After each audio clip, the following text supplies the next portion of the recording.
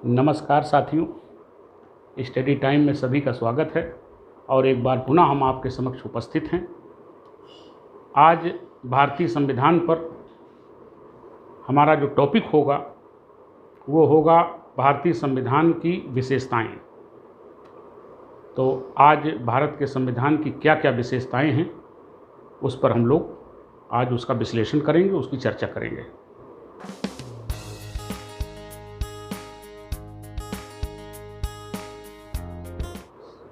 तो देखिए, सबसे पहली विशेषता जो है वो हमारे भारत के संविधान की सबसे पहली विशेषता ये है कि ये संविधान लिखित है और विस्तृत है। विस्तृत का मतलब सर्वाधिक बड़ा है। तो अब लिखित है और विस्तृत है, इन दोनों शब्दों के अर्थ अलग अलग हैं। विस्तृत का मतलब ये है कि हमारे भारतीय संविधान में 395 अनुच्छेद, 12 अनुसूचियां और 25 भागों में इसको विभाजित किया गया है। और दुनिया का कोई ऐसा संविधान नहीं है जो हमारे संविधान से बड़ा हो, इतना विस्तार पूर्वक लिखा गया हो। तो शुरू में जब लिखा गया था तो इसमें 8 अनुसूचियां थी, लेकिन इसमें बाद में और विस्तार हुआ। तो आज वर्तमान में 395 अनुच्छेद, 12 अनुसूचियां और 25 भागों में ये डिवाइड है। तो विश्व का सबसे बड़ा, सबसे विस्तृत ये संविधान है। और दूसरा शब्द जो है लिखित, तो 2 प्रकार के संविधान होते हैं, एक लिखित और दूसरा अलिखित। अब जैसे ब्रिटेन का संविधान है तो वो अलिखित संविधान का सर्वोत्तम उदाहरण संसार में माना जाता है। अब लिखित संविधान वो होता है जिसे एक समय विशेष में, एक टाइम पीरियड में उसका निर्माण होता है, उसको बनाया जाता है, कंस्ट्रक्ट किया जाता है। और अलिखित संविधान वो होता है जिसे एक समय विशेष में बनाया नहीं जाता, एक उसका कोई समय निर्धारित नहीं होता है, वो टाइम टू टाइम डेवलप होता रहता है। तो उसके जो भी निर्णय न्यायपालिका के द्वारा और जो भी संसदीय कानून बने, जो भी फैसले हुए, वो एक जगह इकट्ठे होते रहते हैं, लेकिन पूरे के पूरे संविधान का एक समय में निर्माण नहीं किया जाता, उसका कंस्ट्रक्शन नहीं किया जाता। लेकिन लिखित संविधान का कंस्ट्रक्शन होता है, ये एक समय विशेष में निर्मित होता है, बनाया जाता है व्यक्तियों के द्वारा। जैसे अमेरिका का संविधान संसार का सबसे पुराना लिखित संविधान है, तो उसी प्रकार से हमारे भारत का संविधान एक निश्चित समय में इसका निर्माण किया गया है, इसको बनाया गया है। तो ये हमारे संविधान की सबसे पहली विशेषता है कि ये लिखित है और ये विस्तृत है और दुनिया का सबसे बड़ा संविधान है। आइए इसकी दूसरी विशेषता देख लेते हैं। ये संविधान प्रभुत्व संपन्न है। हमारा संविधान अंतिम रूप से सारी प्रभुता जनता को देता है, सारी शक्ति जनता को देता है। और जो भी पद हैं, चाहे प्रधानमंत्री हो, चाहे राष्ट्रपति हो, और जनता अपनी इच्छाओं का समावेश संविधान में करती है। और संविधान इन बड़े बड़े पदधारी लोगों को शक्तियां वितरित करता है, शक्तियां बांटता है कि तुम्हें इतने अधिकारों का प्रयोग करना है, न्यायपालिका को इतने अधिकारों का प्रयोग करना है, प्रधानमंत्री को इतने, इस तरीके से। तो अब एक तो ये कि हमारा संविधान ही संप्रभु है, एक तो ये इसका मतलब हो गया। और दूसरा मतलब ये हो गया कि चूंकि ये राज्य है, भारत एक राज्य है, भारत एक स्टेट्स ऑफ यूनियन है, तो इसमें ये भी एक बात आ जाती है प्रभुत्व संपन्नता में कि हम देश के बाहर किसी दूसरे देश के अंडर प्रेशर में नहीं है, और देश के भीतर कोई ऐसी संस्था नहीं है, कोई ऐसा पद नहीं है, कोई ऐसा व्यक्ति नहीं है जो सरकार के निर्णयों को चैलेंज करे। तो न देश के भीतर और न देश के बाहर हम किसी के दबाव में, यानी राज्य किसी के दबाव में नहीं है, और अपने फैसले स्वतंत्र और निश्चिंत होकर के अपने फैसले लेता है। ये प्रभुत्व संपन्नता का मतलब होता है। और हमारे भारत का संविधान जो है वो एक प्रभुत्व संपन्न संविधान है, और मतलब जनता ही इसमें प्रभुत्व संपन्न है, और जनता की तरफ से जनप्रतिनिधि उन संप्रभु शक्तियों का प्रयोग करते हैं। अब देखिए, तीसरा जो संघात्मक एवं एकात्मक शासन की जो मिलावट है, इसमें संघात्मक और एकात्मक शासन का सम्मिश्रण है। तो हमारा देश की परिस्थितियां कुछ इस प्रकार से रही हैं और आज भी हैं, हमेशा से रही हैं, कि ये विभिन्न जातियों, विभिन्न धर्मों, विभिन्न पंथों, समूहों, इसमें विभिन्नताएं बहुत हैं, विभिन्नताओं से भरा हुआ देश है और सबको लेके चलना है। तो ना तो पूरी तरीके से इसको संघी इसको माना गया है। संघीयता के जो 4 लक्षण होते हैं, 4 सिद्धांत होते हैं संघीय संविधान के, वो इसमें समाविष्ट हैं हमारे इंडियन कॉन्स्टिट्यूशन में। और लेकिन एकात्मकता के भी उसको बहुत ज़रूरी माना गया है। देश की एकता और अखंडता को बनाए रखने के लिए, देश बिखरने न पाए, इसके लिए जो केंद्र को ज़्यादा शक्तियाँ दी गई। तो संघात्मक जो लक्षण होते हैं, आप जानते हैं कि एक लिखित संविधान होना चाहिए और उस संविधान की सर्वोच्चता होनी चाहिए, दोहरी सरकार होनी चाहिए, एक केंद्र की सरकार, दूसरी उसकी घटक इकाइयों की सरकारें, एक स्वतंत्र और निष्पक्ष न्यायपालिका होनी चाहिए। ये संघात्मक संविधान के, संघात्मक शासन के लक्षण होते हैं। ये चारों लक्षण हमारे भारतीय संविधान में हैं। लेकिन जो एकात्मकता है, एकात्मकता का मतलब ये होता है कि जो केंद्रीय सरकार है, पूरे भारत की जो सरकार है, वो ज़्यादा शक्तिशाली हो, उसको राज्यों की तुलना में ज़्यादा शक्तियाँ हों। तो एकात्मक संविधान और संघात्मक संविधान दोनों के लक्षण को समावेश किया गया है। और विषम परिस्थिति में हमारा संविधान एकात्मक हो जाता है और सामान्य परिस्थिति में हमारा संविधान संघात्मक हो जाता है। जब कोई निर्णय, बहुत सख्त निर्णय लेने की बारी आती है, संकटकालीन स्थिति आती है, विषम परिस्थिति आती है, तो उसमें जो केंद्र की शक्तियां हैं वो बढ़ जाती हैं। अब देखिए साथियों, हमारे संविधान की जो अगली विशेषता है वो संसदीय शासन प्रणाली का अपनाया जाना। जैसा कि आप जानते हैं कि अंग्रेज़ों ने भारत पे शासन किया और 1861 के भारत शासन अधिनियम में उन्होंने हमारे देश में संसदीय शासन प्रणाली की परंपरा शुरू कर दी थी। और तब से धीरे धीरे इसको ये डेवलप होती रही और हम इसमें रच बस गए। और 1861 से लेकर संविधान बनने तक साथियों काफ़ी समय होता है, तो हमें काफ़ी इसमें अनुभव भी हो चुके थे। हम अब उसमें पूरी तरीके से उसको अपना अंगीकार कर चुके थे, उसमें जी रहे थे। वो एक जीवन शैली हमारी बन चुकी थी संसदीय शासन प्रणाली। जो राजनेता होते हैं तो इसको अपनाना जरूरी था। और इसके साथ हमारे जो भारतीय संविधान निर्माता थे वो ऐसा नहीं है कि संसदीय शासन प्रणाली के वो चाहते थे कि हम इसको नहीं अपनाएंगे। वो चाहते तो अध्यक्षात्मक शासन प्रणाली अपना सकते थे। लेकिन संसदात्मक और अध्यक्षात्मक हैं ये दोनों लोकतांत्रिक, दोनों जनता के द्वारा इसमें चुने जाते हैं। लेकिन अध्यक्षात्मक शासन प्रणाली में राष्ट्रपति, वास्तविक शक्तियां राष्ट्रपति के पास होती हैं।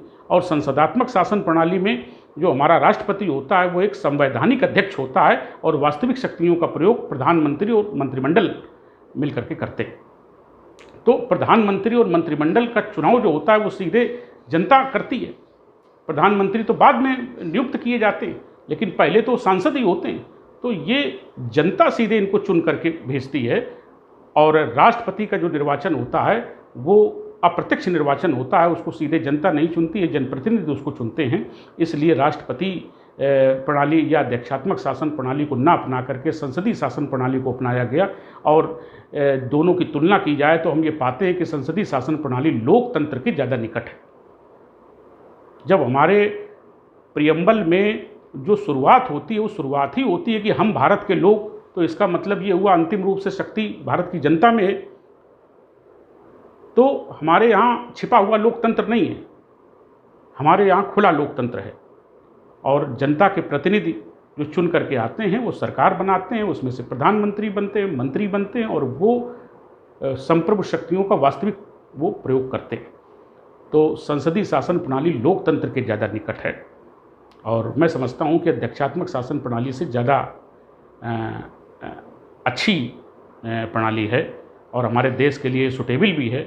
और दूसरी एक ये भी बात है इसमें कि जवाबदेही इसमें शासन होता है। जो मंत्रिमंडल होता है उसका कार्यकाल निश्चित नहीं होता, उसका कोई कार्यकाल, जो सरकार का कार्यकाल है वो उसका कार्यकाल निश्चित नहीं होता है। वो लोकसभा के बहुमत जब तक उसको प्राप्त है तब तक सरकार अपना काम करेगी और जिस दिन से वो लोकसभा में अपना बहुमत खो देगी वो सरकार गिर जाएगी, भले ही उसके 5 वर्ष पूरे हुए हों या न हुए हों। तो वो सामूहिक रूप से प्रधानमंत्री और उसका मंत्रिपरिषद वो सामूहिक रूप से लोकसभा के प्रति जवाबदेही है उनकी, और उनको विश्वास जब तक हासिल है लोकसभा का तब तक सरकार चलती रहती है। ये सामूहिक उत्तरदायित्व का मतलब होता है और ये संसदीय प्रणाली में ये सिद्धांत पाया जाता है। आइए साथियों, अगली विशेषता क्या है? इकहरी नागरिकता। आप अमेरिका में देखिए, वहाँ दोहरी नागरिकता का प्रावधान है। वहाँ का नागरिक एक तो वो अपने स्टेट का नागरिक होता है, अपने राज्य का नागरिक होता है, दूसरा वो संघ का नागरिक होता है यानी अमेरिका का नागरिक होता है। तो वहाँ का फेडरल सिस्टम अलग टाइप का है, वहाँ का संघ जो है अलग टाइप का है, वो समझौते पर आधारित है। और हमारे यहाँ समझौते पर आधारित नहीं है हमारे यहाँ का संघ।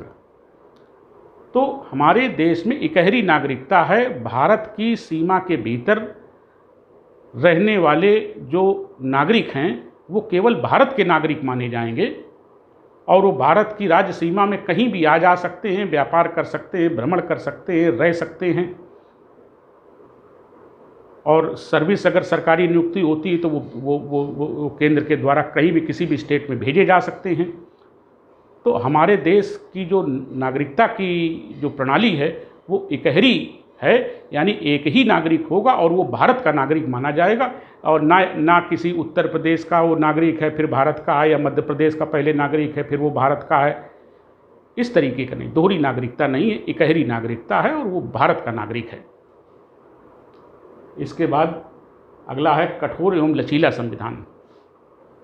कठोर एवं लचीला संविधान जिसमें आसानी से संविधान में संशोधन हो जाए वो लचीला संविधान कहलाता है, और जिसमें आसानी से संशोधन न हो, उसकी प्रक्रिया संशोधन की बड़ी कठिन हो, उसे कठोर संविधान कहते हैं। तो हमारे देश में दोनों का मिला जुला सम्मिश्रण हमारे संविधान निर्माताओं ने रखा है कि सामान्य परिस्थिति में हो, जैसे देश में समाज में परिस्थितियां बदलती रहती हैं, नित्य नहीं बदलती रहती, हमें आगे बढ़ना है, हमें आगे डेवलप होना है, कोई चीज़ आड़े हाथों आ रही है, दिक्कत हो रही है, तो हम उसमें संशोधन बड़ी आसानी से हमारे संविधान में हो जाते। और कुछ ऐसे भी प्रावधान हैं हमारे देश के संविधान निर्माताओं ने रखे हैं जिसमें आसानी से संशोधन न हो।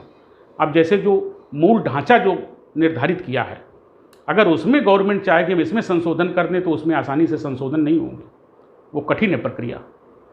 तो इसलिए कहने का मतलब ये है कि लचीला संविधान भी है, सामान्य परिस्थितियों में लचीला है, और विषम परिस्थिति अगर कोई आएगी, अगर कोई ये समझे कि नहीं हम संविधान पूरा उलट पलट कर दें और इसमें बड़े बड़े इसके इसकी जो सिद्धांत हैं बड़े बड़े जो अपनाए गए हैं उनको बदल दें, तो ऐसा करने के लिए फिर संविधान में बहुत कठिनाई से संशोधन होंगे। तो दोनों का मिला जुला सम्मिश्रण हमारे संविधान निर्माताओं ने रखा है, और शायद यही कारण है, इन्हीं सब विशेषताओं के कारण हम देखते हैं कि हमारा संविधान सफल है। जब जैसी जहाँ परिस्थिति आती है हमारा संविधान वैसे ही हमको आज्ञा देता है कि मतलब ये परिस्थितियाँ इस तरीके से चेंज कर दीजिए। इसके बाद अगला है धर्मनिरपेक्षता। साथियों, हमारे देश में धर्मनिरपेक्षता का जो सिद्धांत अपनाया गया, ये देखिए हमारे संविधान निर्माताओं की कितनी बड़ी विशेषता है। ये बहुत बड़ी विशेषता है और बहुत वो कितने उदार नेचर के थे और कितने बड़े दिल वाले थे।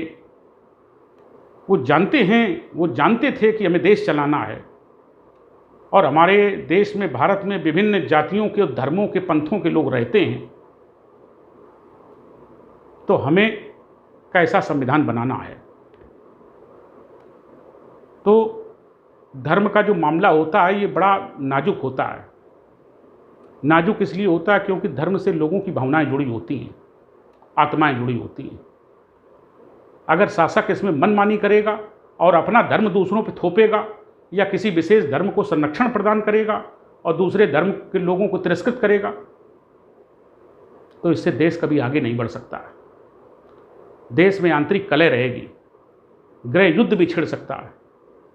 तो देखिए, ये सब हमारे देश के जो संविधान निर्माण करने वाले लोग थे वो इन चीज़ों को बहुत अच्छी तरह समझते थे और इसीलिए सोच समझकर बड़े दिल का परिचय देते हुए धर्मनिरपेक्षता का प्रावधान रखा गया है, और जिसका शाब्दिक अर्थ होता है धर्म से परे। एक होता है धर्म सापेक्ष, दूसरा होता है धर्मनिरपेक्ष। अब जैसे पाकिस्तान को आप देख लीजिए, उसने अपने संविधान में इस्लाम धर्म को संरक्षण दिया है।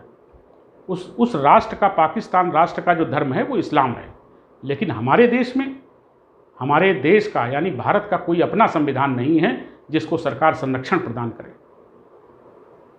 हमारे देश का कोई अपना संविधान नहीं है, लेकिन हमारे देश में रहने वाले, भारत में रहने वाले सभी धर्मों के लोग अपनी अपनी पूजा पद्धति, अपनी अपनी धार्मिक स्वतंत्रता के साथ वो रह सकते हैं और अपने धर्म का अनुपालन कर सकते हैं। तो ये होता है धर्मनिरपेक्षता। राज्य किसी धर्म को संरक्षण प्रदान नहीं करेगा। राज्य का कोई अपना धर्म नहीं होगा। राज्य जो देश की जो संपत्ति है, जो राजकोष है, वो धार्मिक कार्यों में नहीं लुटाएगा। तो देखिए साथियों, इसको बहुत समझने की ज़रूरत है, क्योंकि हमारे देश में भी सांप्रदायिकता है। एक तरफ संविधान धर्मनिरपेक्ष है और दूसरी तरफ सांप्रदायिकता की कॉन्सेप्ट हमारे देश में बड़े जोर शोर से पाई जाती है, शुरू से पाई जाती रही। जब अंग्रेज़ थे तभी से इसका शुरू हो गया था।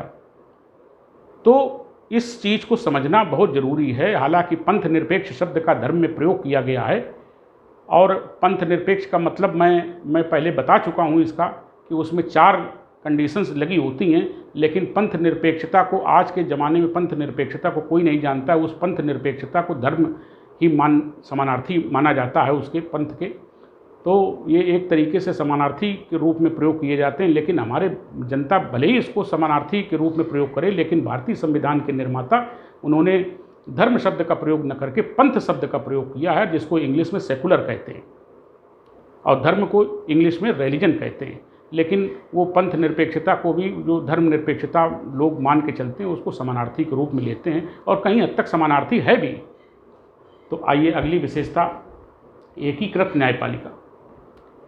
न्यायपालिका जो हमारे देश की है वो पिरामिडी आकार की है, नीचे से चौड़ी और ऊपर से सकरी होती चली जाती है चोटी पर। तो वो चोटी पर जो है वो सुप्रीम कोर्ट बैठे हुए सर्वोच्च न्यायपालिका है। और नीचे की जितनी भी न्यायपालिका हैं, चाहे वो एक छोटे से परिवार न्यायालय से लेकर के जिला अदालतें और इसके बाद हाई कोर्ट, इसके बाद सुप्रीम कोर्ट, तो ये नीचे की जितनी भी अदालतें हैं वो सब सर्वोच्च न्यायालय के अधीन हैं, उसके अंडर में हैं। तो एकीकृत इसको न्यायपालिका कहते हैं कि न्यायपालिका एक सर्वोच्च है और उसके जो निचली अदालतें हैं उनके फैसलों को ऊपर की सुप्रीम कोर्ट बदल सकती है और उनको निर्देश दे सकती है, उनको आदेश दे सकती है। तो एकीकृत न्यायपालिका अपनाई गई है। और अगला जो है वो राज्य के नीति निर्देशक तत्व। ये संविधान के भाग 4 में साथियों इनका डिस्क्रिप्शन किया गया है और ये अनुच्छेद 36 से 51 तक ये वर्णित हैं संविधान के भाग 4 में। और राज्य के नीति निर्देशक तत्व जो, जैसा कि मैंने पिछली बार बताया, कि आयरलैंड के संविधान से लिए गए हैं और इनका जो उद्देश्य है इनको भारत के संविधान में स्थापित करने का, इनका उद्देश्य ये है कि भारत एक लोक कल्याणकारी राज्य बने, कोई एक व्यापारिक संस्था न बने, व्यापार की संस्था न बने, एक लोक कल्याण की भावना के तहत लोक कल्याणकारी राज्य बने, ताकि जो गरीब हैं, मजलूम हैं, उनका भी ध्यान रखा जाए। और जिनके पास पैसा नहीं है, जो बुरी तरीके से निर्धन लोग, हमारा भारत बड़ा अभी गरीब देश है, बहुत गरीबी यहाँ पर है, शुरू से रही, अभी भी है। तो इसीलिए लोक कल्याणकारी राज्य की स्थापना का प्रावधान राज्य के नीति निर्देशक तत्वों के माध्यम से किया गया है और राज्य के नीति निर्देशक तत्वों को हमारे सरकारों ने आज़ादी के बाद इसको बहुत हद तक फॉलो भी किया है। तो आइए देखते हैं कि अगला पॉइंट जो है, अब ये मौलिक कर्तव्य। अब देखिए, हमारे देश के संविधान में जनता को भारी मात्रा में मूल अधिकार दिए गए। हम अगले वीडियो में मूल अधिकारों पर ही चर्चा करेंगे। तो मूल अधिकार अगर जनता को दिए गए हैं तो जनता से अपेक्षा की जाती है कि अगर वो अधिकारों का उपभोग कर रही है तो देश के प्रति अपना वो कर्तव्य भी समझे। तो पूर्व सोवियत संघ के संविधान से ये मौलिक कर्तव्य ग्रहण किए गए थे और वर्तमान में 11 मौलिक कर्तव्य इस समय हैं। वो ये जो 11वां मौलिक, पहले तो 10 थे, लेकिन जो अभी एक संविधान संशोधन के तहत माता पिता का ये दायित्व माना गया है कि वो अपने 6 से 14 साल के बच्चों को मतलब उसको विद्यालय पढ़ने के लिए अवश्य भेजें, उसको शिक्षित जरूर बनाएं। तो ये मौलिक कर्तव्यों में शामिल किया गया और उसको मूल कर्तव्यों में भी शामिल किया गया। तो ये माता पिता का दायित्व माना गया है, उनका कर्तव्य माना गया है कि 6 से 14 वर्ष तक के बच्चों को वो स्कूल जरूर भेजें। तो अब इस समय वर्तमान में मूल कर्तव्यों की संख्या 11 है। और अब जो इसका विशेष रूप से मैं इस पर जब मौलिक कर्तव्य पढ़ाऊँगा तो इस पर चर्चा करूँगा कि कौन कौन से मौलिक कर्तव्य हैं जो जनता को ध्यान में रखने चाहिए। और उससे न सिर्फ उन व्यक्तियों का विकास होगा, व्यक्तिगत विकास जो इसका पालन करेंगे, बल्कि हमारा देश भी इस तरीके से आगे बढ़ता है।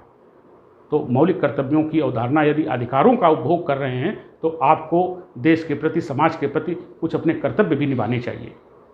ये मौलिक कर्तव्य इसलिए रखे गए हैं देशवासियों के लिए। अब देखिए, इसमें वयस्क मताधिकार की व्यवस्था है। बहुत से देशों में संपत्ति के आधार पर वोट देने का अधिकार होता था। कितनी किसके पास ज़मीन है, उस ज़मीन के आधार पर वोट देने का राइट होता था। ये कहीं न कहीं लोकतंत्र इससे विकृत होता था। महिलाओं को अधिकार नहीं था वोट देने का, केवल पुरुष दे सकते थे। ये विकृतियाँ थीं। ये दरअसल एक प्रकार का राजनीतिक अधिकार होता है, वोट देने का अधिकार, प्योर राजनीतिक अधिकार है। तो अब इस पे शासकों को हमेशा इस पे मतलब उन्होंने अगर इतिहास उठा के देखें तो जैसा मैंने अभी बताया कि कोई संपत्ति के आधार पर सब लोगों को वोट देने का अधिकार नहीं है। कोई संपत्ति के आधार पर वोट दे सकता है, किसके पास कितनी संपत्ति है और या किसके पास कितनी ज़मीन है। पढ़ा लिखा अगर है तो वो वोट दे सकता है, अनपढ़ नहीं दे सकता है। स्त्री को वोट देने का अधिकार नहीं। ये व्याधियाँ थीं, लेकिन इन सभी व्याधियों को दूर करके, इनको दरकिनार करके हमारे भारतीय संविधान निर्माताओं ने एक समान रूप से उसका जाति, धर्म, लिंग, नस्ल को न देख करके भारत के सभी नागरिकों को, चाहे वो स्त्री हो, चाहे पुरुष हो, चाहे किसी भी धर्म का हो, चाहे किसी भी जाति का हो, उसमें भेदभाव न करके केवल ये कंडीशन है कि 18 साल के ऊपर होना चाहिए, उन सभी को एक समान रूप से वोट देने का अधिकार दिया गया है। और इसी को सार्वजनिक वयस्क मताधिकार हम कहते हैं। एक समान रूप से सभी को जो 18 के ऊपर है वोट देने का हमारे संविधान निर्माताओं ने इसकी व्यवस्था की। अब इसके बाद जो अगली जो हमारे संविधान की विशेषता है साथियों, वो है अस्पृश्यता का अंत। भारतीय संविधान के अनुच्छेद 17 में अस्पृश्यता का पूरी तरीके से अंत कर दिया गया। अस्पृश्यता का मतलब होता है जो हमारे देश में जो दलित शोषित जातियां थीं, जो हमारे जनसंख्या का 1/6 हिस्सा हैं, उनके साथ सदियों से अमानवीय अत्याचार होते चले आ रहे थे। जो हमारा हिंदू धर्म है, अब वो धर्म कहिए उसको या कुछ भी कहिए, या सनातन धर्म है, उसमें उनके धर्म में, उनके शास्त्रों में इन दलित जातियों के लिए कोई अधिकार नहीं थे, अधिकार विहीन थे। इनका काम, इनको तो सेवा करने का भी मौका नहीं दिया जाता था कि आइए आप सेवा करिए आप। तो दलित और ओबीसी में बांट के बाद में बांट दिया गया। इसके पहले शूद्र उसमें धर्मशास्त्रों में कहा गया, और शूद्रों में ये जो जातियां थीं, दलित जातियां, इनको बाहर रखा जाता था, मतलब गांव के बाहर इनको रखा जाता था। इनको कुओं से पानी नहीं लेने दिया जाता था, तालाबों तक से जिसमें जानवर पानी पीते हैं उससे पानी नहीं वो पी सकते थे, वो पढ़ नहीं सकते थे, वो अच्छा नाम नहीं रख सकते थे, अच्छे कपड़े नहीं पहन सकते थे। न जाने कितनी व्याधियाँ, न जाने कितनी गलत परंपराएं हमारे देश में थी। उनको अगर वो किसी को टच कर दें, किसी को छू लें तो बड़ा उनको दंडनीय अपराध बड़ा दंड दिया जाता था, कठोर। ये सब हमारे समाज में, हमारे देश में ये बड़ी कमियां थी, बड़ी कुप्रथाएं थी, ऐसी ऐसी कमियां थी कि अगर अभी किसी घटना का जिक्र, किसी स्थान की घटना का जिक्र कर दे, किसी परंपरा का, तो आपके रोंगटे खड़े हो जाएंगे। तो जब हमारे संविधान निर्माता जब संविधान बना रहे थे, उन्होंने इसको मूल अधिकारों में रखा। वो अच्छी तरह जानते थे कि जहाँ गांव हैं, गांव रूढ़िवादिता के, कट्टरता के केंद्र हैं, वो स्थान अड्डे हैं वहाँ पर रूढ़िवादिता के, परंपराओं के, कुप्रथाओं के। तो ये अगर इसका अस्पृश्यता का अंत न किया गया तो ये देश को खा जाएगी, देश नहीं चल पाएगा ऐसे। तो ये जो छुआछूत की भावना थी, चारपाई पे नहीं बैठने देना, नल की टोंटी न छूने देना, सार्वजनिक स्थानों पर न जाने देना, उनको दूर रखना, बहिष्कृत करना, उनको पढ़ने लिखने का अधिकार न देना, ये व्याधियाँ जो थी, ये भारतीय संविधान निर्माताओं ने इनको दंडनीय अपराध माना। छुआछूत को दंडनीय अपराध माना, तो अस्पृश्यता का मतलब होता है छुआछूत। तो जो छुआछूत है ये इस समय बहुत घोर अपराध है, दंडनीय है, और मूल अधिकारों में इसको शामिल किया गया। अनुच्छेद 17 में इसका प्रावधान है। तो साथियों, विशेषताएं तो और भी बहुत सी हैं, और कितनी विशेषताएं बताएंगे तो जैसे जैसे आप संविधान का अध्ययन करेंगे आपको खुद ब खुद संविधान के विषय में जानकारियां होती चली जाएंगी। लेकिन चूंकि संविधान की कुछ विशेषताएं ऐसी हैं जिनको बताना बहुत ज़रूरी था, तो वो मैंने आपको बताया। तो 10-15 विशेषताएं ये हैं। आगे और भी बहुत सी विशेषताएं हैं, वो आगे पढ़ेंगे आप। तो आज के इस टॉपिक में बस इतना ही। अब मुझे आज्ञा दीजिए। नमस्कार।